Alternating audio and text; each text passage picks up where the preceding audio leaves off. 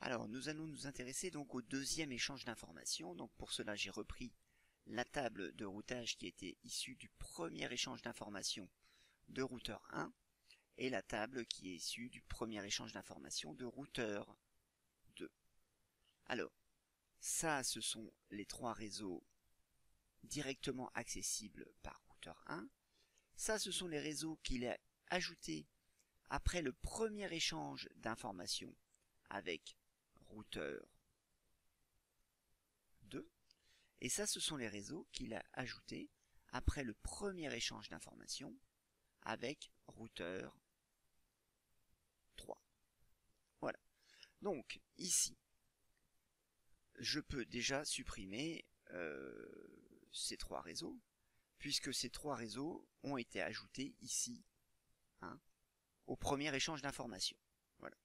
Donc maintenant, je vais regarder un petit peu ce qui se passe pour les nouveaux réseaux en fait qu'envoie routeur 2. Alors, routeur 2, il envoie le 192.168.4.0.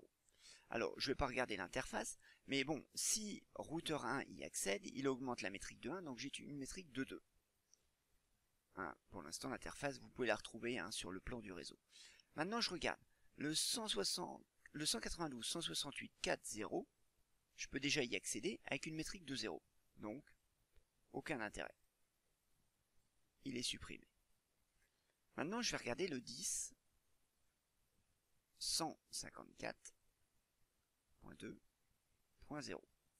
Donc là, si j'y accède par routeur 2 y accédant par une métrique de 1, routeur 1 fera un saut en plus, donc j'aurai une métrique de 2. Je regarde, ce réseau, je peux y accéder directement. Donc, c'est tout à fait normal. Donc, je le supprime également. C'est tout à fait normal puisque ces réseaux étaient ici ajoutés à partir de la table de routeur 1 de tout à l'heure.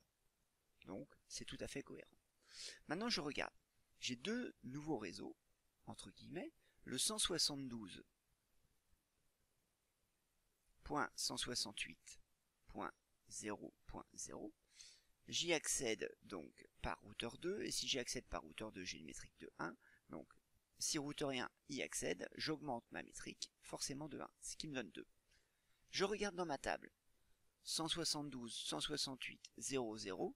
Je peux déjà y accéder avec une métrique de 1 en passant par routeur 3.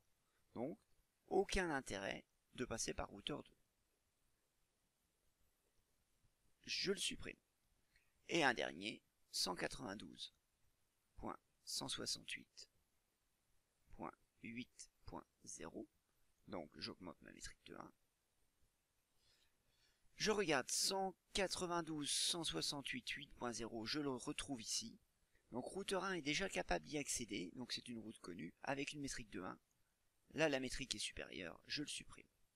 Donc, nous voyons ici que il n'y aura aucune mise à jour de la table.